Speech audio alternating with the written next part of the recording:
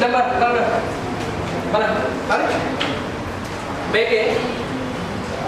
හරියට හරි අපි දන්නවා ඉස්සර ඉගෙන ගත්ත ඒ වගේ අනුරූප කෝණ වලින් මෙයාට x මෙයාට සමානයි ඊට පස්සේ z අකුරේ y ට මේ y සමාන හරිද දැන් අපිට කියන්න පුළුවන් නේද ඉස්සෙල්ලා ඉගෙන ගත්තේ වගේ x ධන y සමානයි අරද මේ x ධන y කාට සමානද a c d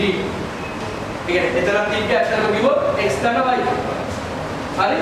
x ධන y මම කියන්න a c d කියන මේ බාහිර කෝණේ මොන x ධන හරි මේ මැදේ ඩබල් හරි x ධන y ac හරි දැන් කවුද පෙන්නන්න ඕනේ ත්‍රිකෝණයේ අභ්‍යන්තර කෝණ තුන එකතුව අංශ 180 එහෙනම් ත්‍රිකෝණයේ අභ්‍යන්තර කෝණ තුන එන්න ඕනේ නේද මේ කතාවට මේ කතාවට එන්න ඕනේ x y ඇවිල්ලා තව කවුද ඇවිල්ලා නැද්ද මෙන්න මේ කෝණේ ඇවිල්ලා නැහැ නේද එහෙනම් යාර තාවනි z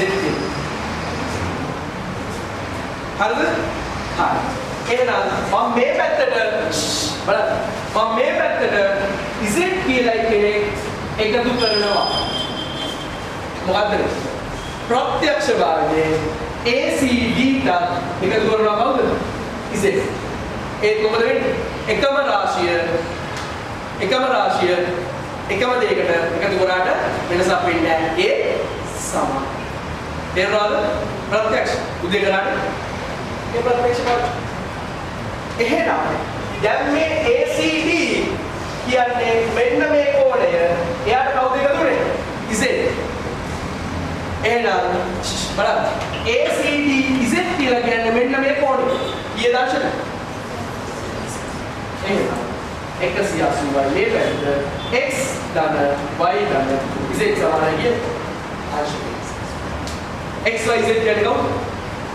ත්‍රිකෝණයේ අභ්‍යන්තර කෝණ තුනේ පැහැදිලිද කතාව? පැහැදිලිද? හරි. දරුවෝ කරලා මේක දාගන්න ඔයගොල්ලෝ ඇඳ කටුවලේ පැත්තකින්. ඔය විදිහටම දාන්න. මම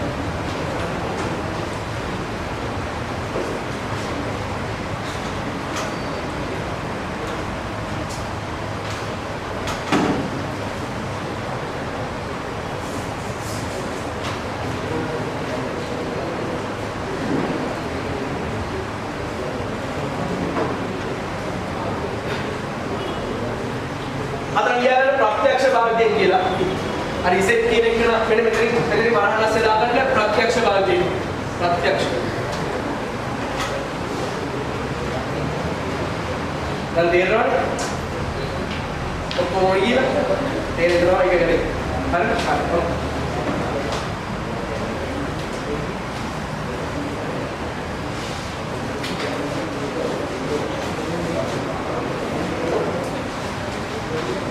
अरे